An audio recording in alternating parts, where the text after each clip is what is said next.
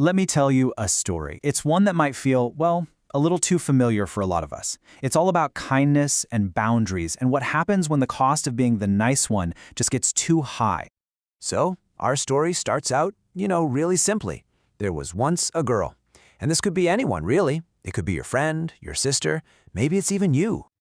And the thing about this girl, the one thing everyone knew for sure, was that she always said yes to every single request, every favor, every demand. But the reason she said yes, well, that's the whole story, isn't it? See, it wasn't because she had this bottomless well of generosity. Nope. She said yes because she was deeply, deeply afraid. Afraid of what might happen if she said no.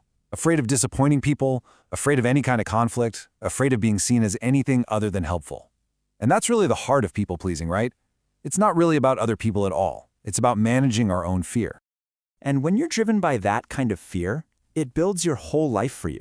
It creates a pattern. So let's dive into this first part of her journey, the girl who always said yes. She was living in a world built entirely for everybody else, and she was using pieces of herself as the building blocks. And this life of yes, man, it had a daily cost. It meant saying yes to helping classmates when she was absolutely running on fumes. Saying yes to taking on extra work that nobody even noticed, let alone appreciated. Saying yes to friends who only seemed to remember she existed when they needed something. She was basically an emotional sponge for everyone around her, and there was just no room left for her own feelings. To everyone on the outside, she just seemed so kind. She was the dependable one. But what's so powerful here is the massive gap between how people saw her and what was actually happening. Because inside, she was just quietly falling apart. You can only break quietly for so long before you hit a breaking point. And that brings us to the next chapter here, the weight of giving. This is that moment when all those yeses, all that giving, finally becomes completely unbearable. It wasn't some big, loud, dramatic breakdown. It was a silent collapse. After another long day of being everything to everyone, she just came home, shut her door to the world, sat on the floor, and the exhaustion just took over. A completely quiet, private moment of hitting empty. And this is so important to understand.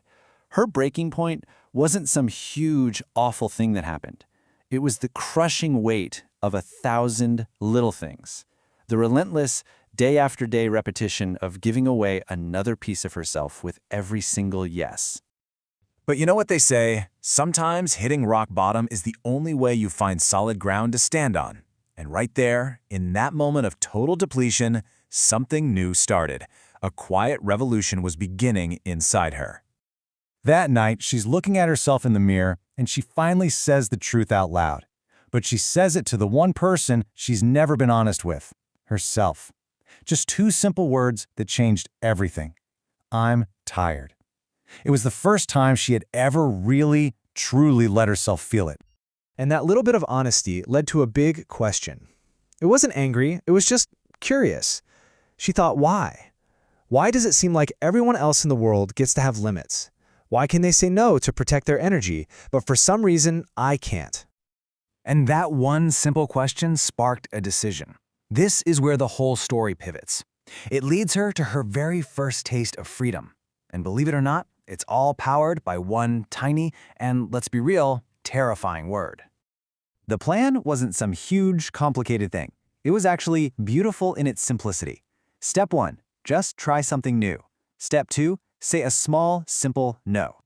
And these are the exact words she used. Notice, they aren't mean, they aren't defensive, there's no long, rambling excuse.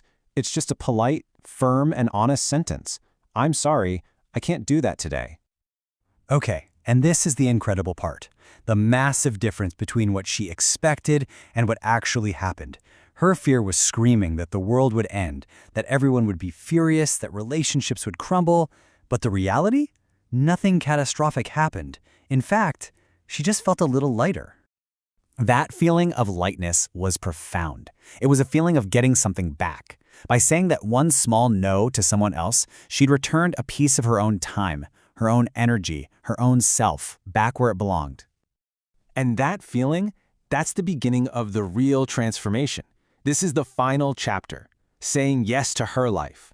And what's amazing is that it all starts by completely changing the definition of the word no. And this really is the core lesson of the whole story. She redefined what no meant. It stopped being a selfish word. It stopped being about letting people down. Instead, no became an act of self-respect. It became a conscious choice to pick honesty over fear. So what happened? It's fascinating.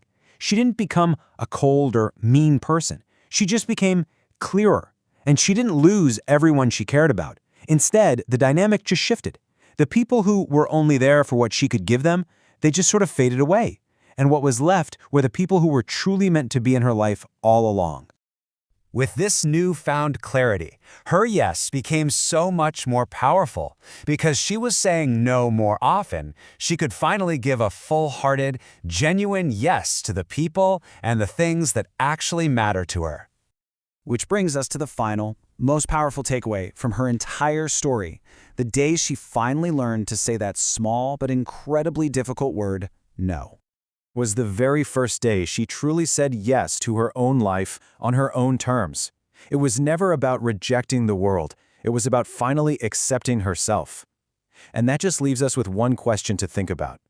What's one small no that could help you say a much bigger yes to your own life?